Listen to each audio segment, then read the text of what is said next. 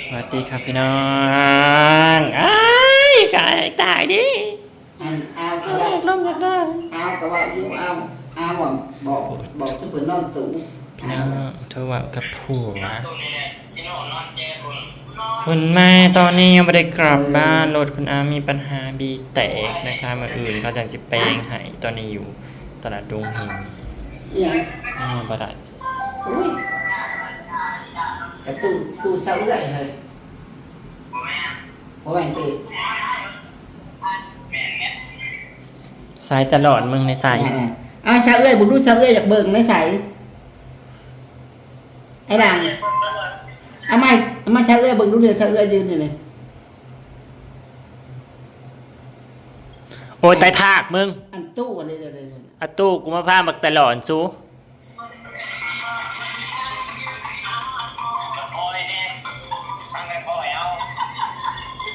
สติงสิดาหัวสูอยู่เวนช่วย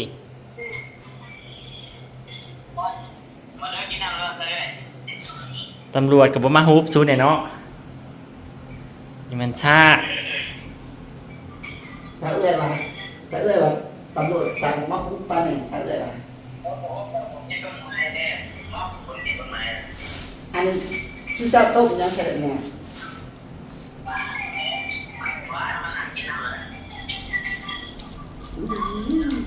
โชว์ฮาปู อะไร แม่กินนมเด้อนี่เด้อนมมาเด้อแม่อยากกินรถเด้อตายหลอดตายภาคชูเอ้ย โอ้ยแต่ซ้ำเด้แต่ซ้ำเด้ สวัสดีค่ะคุณแม่ เอาลงไป ออกมาแต่วัดพี่น้องออกมาแต่วัดนะมาเสนอเนาะเรื่องของเรื่องค่ะออกมาแต่วัดมาเสนอออกมาปึ๊บมาเลขเงินปึ๊บแล้วสีมาขับรถมาดีๆผัดเสียงดังอ้าวเป็นยังลงไปสอบเมืองรอบแรกว่าเป็นยังมาดิแห้งกระดังแห้ง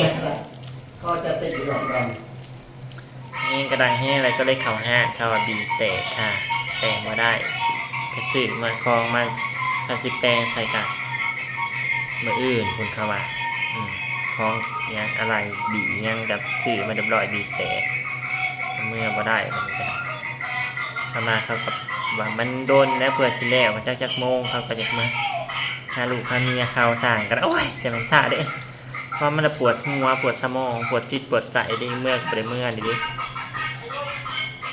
หรือจะเป็นตะมันบ้านผักอันนี้ก็จะเป็นบ้านไผ่อีกบ้านมาหนึ่งเนาะแต่โบเมนตัวล่างเมื่อคืนเดี๋ยวพี่น้องดูถ้ากระนอนกับไอแม่ซ้อนี่เคี้ยวคือเก้าค่ะ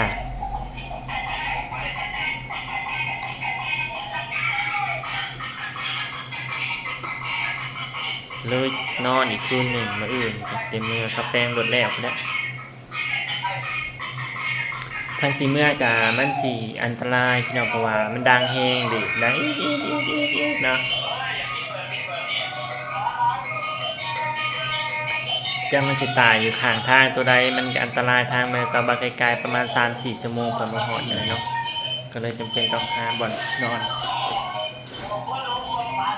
ตอนนี้รถกระจอดอยู่ห้างเขาห้างนี่ก็บริการจากบ้านพักเขาเนี่ยดอกย่างแบบประมาณบ่หอดกิโลซ้ำประมาณ100 เมตรนี่นะโอ้ยแม่ผ่อนเสียงเราเดี๋ยวดูแม่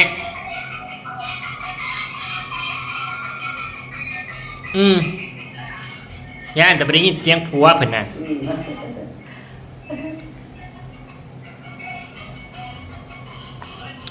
ว่าสิหานัดผู้ชายมากับบ่มีผู้ชายนัดซ้ำไอ้ล่างอันเสาเลยอยากถ่ายคลิปอะไรจะโทรมาใหม่เด้อเสาเลยสิถ่ายคลิป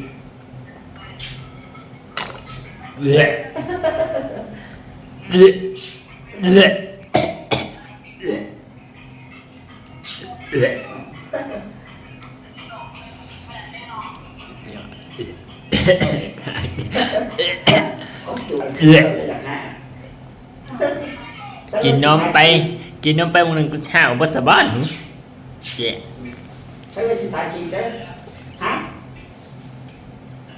โดยถ้าเลยถ่ายคลิปอะไรโทรมาใหม่ถ้าเลยถ่ายคลิปก่อนบายบายบายอย่ามาแต่นอนไปก่อน มันใส่ดิ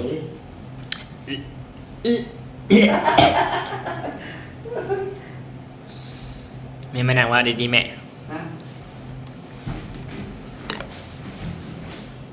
สวัสดีค่ะ สวัสดีค่ะมา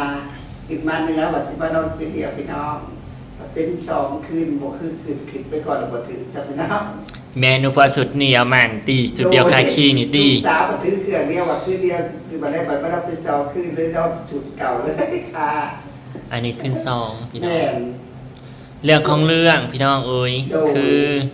ความคาดหมายก็ว่าสิมาคืนเดียว เนาะมางานศพพอ เจ้า แล้ว เพิ่นว่าไปก่อนบ่ถือพี่น้องเอ้ยว่าคืนหลังอย่างถือพี่น้องว่าไปก่อนว่าไปหนาบ่ถือได้ของในว่าคาดหมายก็ว่าคืนเดียวบ่ได้ว่ามาคืนเดียวคืนเดียวมาฮอดดงเห็นว่าเสียงอีดาลงไปเบิ่งว่าบีแตกมาให้สร้างว่ามาให้สร้างเบิ่งสร้างพละแป้งบ่ได้เอาได้มื้อนี้สิเป็นเบิ่งอื่นเพิ่นน่ะ อืม บัดนี้เป็นเบิ่งอื่นก็จำเป็นก็เลยได้นอน2 คืน สร้างมาเสกเบิ่งนะว่าบีแตกแล้วก็มันขึ้นไปซื้อบีพี่น้องเนาะ แม่ก็ไปซื้อมาแล้ว ไปซื้อมาเรียบร้อยปักแพงๆหนึ่งช่องอันน่ะจะเข้า5,000ผู้ แม่นกระพังบ่ได้พี่น้อง 5,000เลย บางทีเสื้อสร้างว่าเป็น มื้ออื่นจักแนวใดเนาะแม่ บ่ได้เฮ็ดก็ไปเป็นลางบ่อนคือ2 เถื่อ2 คืน3 คืนกันแล้ว นั่นแหละยังว่าอยู่ยากอยู่เดียวนี้ เจ้าว่า ของเฮาคันมีแต่บีแตกก็ยังคายของเกษตรเนี่ยอยู่ ใครเบิ่งเพิ่นเถื่อมันมีแนวหลายเป็นเนาะ โอ้ยนายกขีดอยู่ เห็นพวกเขามาเป็นหันต่อตายน่ะเป็น3 คืน4 คืนนี่ คันน่ะได้เขามาแปลงกับ2-3คืน ท่านตัวก็จะเป็นไป2 คืนแหละถ้าบ่ทันว่าได้พี่น้องว่า2 คืนเป็นบ่ว่าบ่ทันถือบางทีว่าสั่งบ่แล้วได้เนื้อก็บ่เป็นเกิด3แล้ว หากเข้ามาแต่เช้ามื้ออื่นเฮาก็สิขึ้นไปแต่เช้านำแม่เนาะ แน่ครับสั่งตามสั่งกับว่าเปิดห้างเป็นเช้าเปิดเช้าเขาล่ะพี่น้องเอ้ยบอกไปก่อนแล้วบ่ถือ มางานโซพอนั่นแหละงานโซ มางานโชคที่ทนใหญ่พอสิ้นพอท โด ำกิ ย จกรรมร่วมมือสิ้นทำแต่ละเขต โดย แค่นี้จะเป็นผู้ใหญ่ผู้โมแล้วก็เป็นผู้เสียก็เลยมาส่งสการเพิ่น ช่วงแรกเราสิกลับนะแม่ ส่งแรกก็มาแต่ป่าแล้วกัน มาแวะบาดบัดนี้ บาริมาแล้วก็มาใส่ซองเพื่อแพร่แจกกับก้าววัสบริมาแล้วก็เลยใส่ซองเพื่อนเบิดแหละ อืม ซองเกิดออกบ้านเมืองผ่านก็ใส่เรียบร้อยไปเลยเลยมาแหล่วัดมากราบมาไหวได้วัดกัน4 โมง 4-5 โมง 4-5 โมงออกจากวัดมาเขาริ้วว่าสิเมื่อใดวัดฮอดบ้านเราประมาณ7 โมงมาหลงคือมาได้ มาดบีแต่อี เลยไปได้ครับมาลูกเราซองรู้แม่เสียงดังนี่ ดังแฮงอันนี้พี่น้อง ก็เล่นลูกเขากระจกลงใส่แม่สองกันดังไม่ขี้หนาว่ะวีดอยู่ประเดี๋ยวเราประดานเสื้อมึงลงอย่างกูสิครับจะจ่ามึงไปเบิ่งว่าดังไม่นี่ดังไม่เบรกเขาบอกว่าเบรกเป็นอะไรมันบอกเป็นเบรกพี่น้องเลยบีแต่ บีแต่เข้ามาอาจจะเป็นตัวได้นอนบั่นผักซะนี่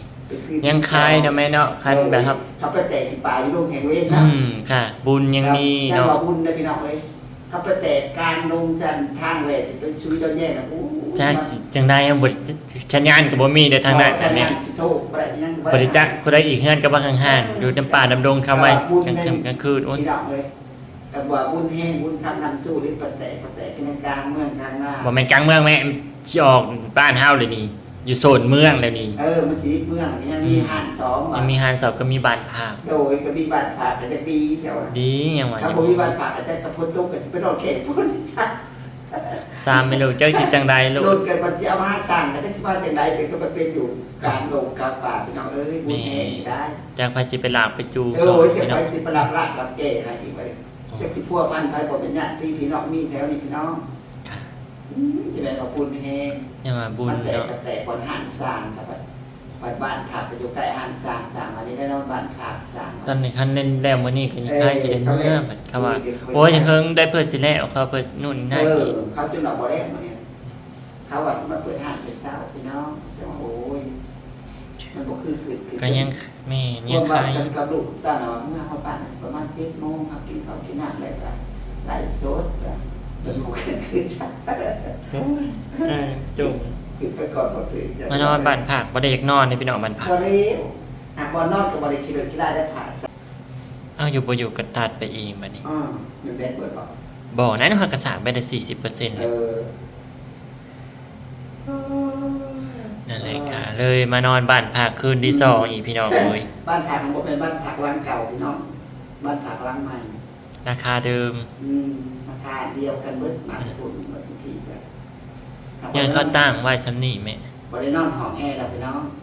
นอนพัดลม ห้องพัดลม คืนละ200บาทพี่น้องถ้าห้องแอร์น่ะคืนละ300 คำนอนห้องแอร์น่ะมันสิหนาวพูดมันเป็นอากาศเย็นเลยพี่น้อง น่าโพดก็แม่นแต่ว่ามันก็แพงแม่โอ้ยอีกอย่างเฮาก็บ่ได้ยามมากมายเนาะแม่ถ้าก็นอนบ่มีธุระเขาก็ได้นอน ก็เป็นเงินกีบก็คืนละ200,000 แม่ก็เงินกิน 200,000ก็เป็นเงินบาทประมาณ300บาทเนาะ โดย อันนี้ก็200บาทเงินบาทก็ได้130,000ก็ พี่น้องเอ้ย มาพักมาเช่าอีก ยังว่าบ่ถือเด้อว่าบ่อื่นมาซื้อได้เมื่อบางทีมันแปลงแล้วบ่ได้ แป้งโหลดแล้วไปแล้วพี่น้องจะได้เมื่อก็ยัง นั่นแหละ อย่าได้อยู่อีกเด้อคืนหนึ่งน้ำบ่ไหวเด้อ มันบ่ได้ก็ได้อยู่แหละบ่อยู่สิได้ บ่แล้วก็ ทำบ่แล้วเมื่อ แล้วจังสิเท่าใดเนาะการสิเมื่อกันมันไกลเด้ทาง ไกลเลยพี่น้องเอ้ยเป็นเกี่ยวว่าพอ100โลไปจังเนาะ ร้อยกูอ่ะ 100ปลายอยู่แล้วเนาะ บ่ร้อยก็เป็ดก็10นะ เออ เป็ดบ่แม่นดอกเป็ด90นะร้อยกูอ่ะ 100ปลายแต่สวรรค์ ร้อย7 80โอ้ย แต่สวรรค์น่ะมันบ่ได้ไกลไปเลยก็ยัง100ก็ยัง7 80แล้วพี่น้องเอ้ย นั่งรถ3ชั่วโมงพี่น้อง อัน3ชั่วโมงก็ยังได้ออกจากบ้านวัน2โมง มาฮอดเพิ่นก็ยัง5โมง มอดดี5โมงก็ได้ เพื่อไปหันไปนี่ เออ 2 3 4 5 4ชั่วโมงพี่น้อง โอ้พี่ดอกได้เลยลูก4ชั่วโมงก็คือตั้งแล้ว เพื่อเข้าไปหันไปนี่นะก็การโหลดมีปัญหานี่คุณเอาก็ตั้งแต่เมื่อวานชื่อเดี๋ยวนะไม่เนาะโหลดกันนะ เนา เนาะ ชื้นเพื่อมัน คือว่าตั้งเหรอวะ มันต่างแต่มันชื้นเพื่ออีกอ่ะเอาบ่อีกให้ปานนี้เพื่อนี่อาการมันคือพี่ดอกเอ้ยพวกก็บ่จักเมาหนักสมาธิอยู่บ้านพวกก็กินห้อง โอ้ย พวกก็อยากมา ใส่เมทัลพวยอีกก่อนพี่น้องจะสร้างดิ